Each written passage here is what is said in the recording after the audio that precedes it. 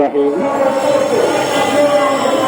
আমার দেশ আমার অধিকার কর্তৃক আয়োজিত খুনি হাসিনার বিচার ও লুটের টাকা ফেরতের দাবিতে যে সমাবেশের আয়োজন করা হয়েছে, এই সমাবেশের প্রধান অতিথি সাবেক ছাত্র নেতা, সাবেক মন্ত্রী, আগামী দিনের ভবিষ্যৎ মন্ত্রী, আমাদের সবার আস্থাভাজন জনাব শামসুজ্জামান দুরু ভাই, দেশ বাঁচাও আন্দোলনের সভাপতি কে এম রফিকুল ইসলাম রফিক ভাই সহ উপস্থিত সকল নেতৃবৃন্দ এবং সাংবাদিক ভাই বন্ধুদের জানাই আমার পক্ষ থেকে আন্তরিক শুভেচ্ছা। আমরা বারবার এখানে দাঁড়িয়ে প্রতিনিয়ত একটি কথাই বলতে হচ্ছে, গত 17 বছর যাবৎ আমরা এদেশের মানুষ ভাতের অধিকারের জন্য আন্দোলন করেছিলাম, ভোটের অধিকারের জন্য আন্দোলন করেছিলাম, আমরা আমাদের স্বাধীনতার জন্য আন্দোলন করেছিলাম।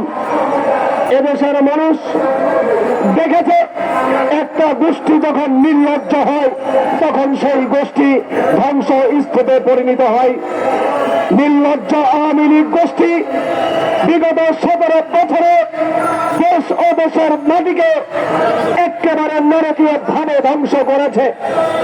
আমরা গত 5 আগস্ট সেই ধ্বংসস্তূপ থেকে আমাদের রক্তক্ষয়ের মাধ্যমে, আমাদের জীবন দানের মাধ্যমে আমরা যখন মুক্তি পেয়েছি, এদেশের মানুষের আশা ছিল এবার হয়তোবা 5 আগস্টের পর থেকে পেট ভরে 3 বেলা 3 মুঠো ভাত খেতে পারবে।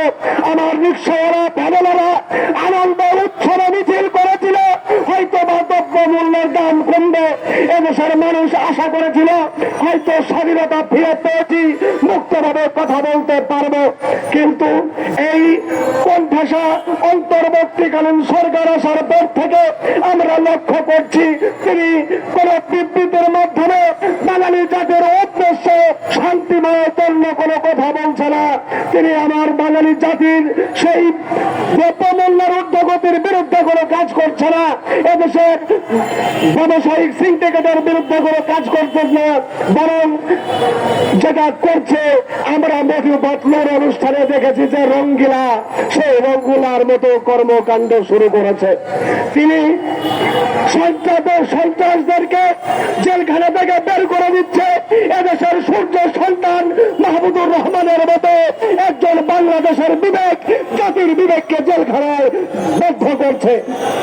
বরং আজকে 5 তারিখের পর থেকে কিছু সমন্বয়কের উদয় হয়েছে সারা বাংলাদেশে। আওয়ামী সমন্বয়ক শুধুমাত্র বাংলাদেশ জাতীয়তাবাদী দল বিএনপিকে সহ সমস্ত ফ্যাসিস্ট বিরোধী আন্দোলনকারী দলগুলোকে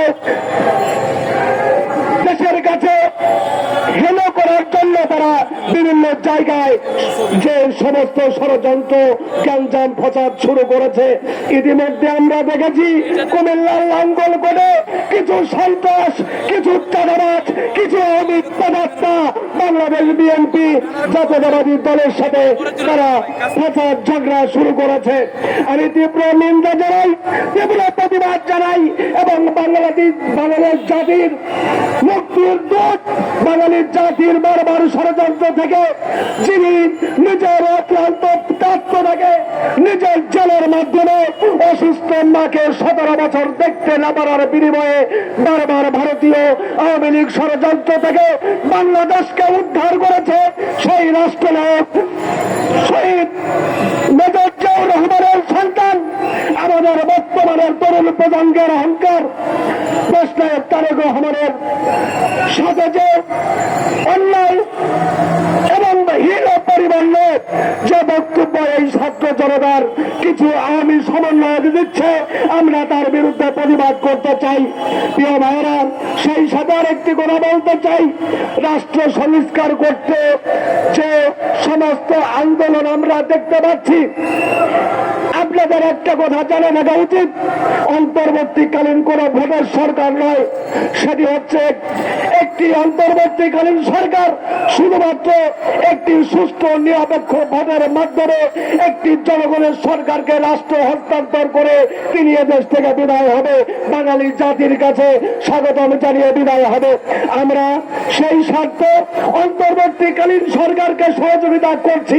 তবে একটি কথা বলতে চাই, আমরা বিগত দিনে যেমন খুনি হাসিনার অত্যাচারে, খুনি হাসিনার ডিবির ভয়ে, খুনি হাসিনার হামলার ভয়ে আমরা থেমে থাকিনি, আমরা কারো দালালি করিনি। আমরা অন্তর্বর্তীকালীন সরকারকে বলতে চাই, আপনার অসাধু এই উপদেষ্টাদের অসাধু কর্মকাণ্ডের সাথে আমরা একত্রবাদ পোষণ করছি না। আমরা আপনাদের এই অসাধু কর্মকাণ্ড যদি বার্তাল থাকে, আমরা তীব্র আন্দোলন করে তুলব।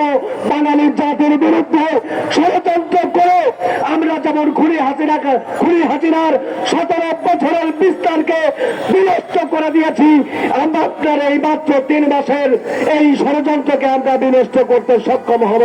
কাজেই বাঙালি জাতিকে নিয়ে কোনো প্রকার ষড়যন্ত্র করার চেষ্টা করবেন না।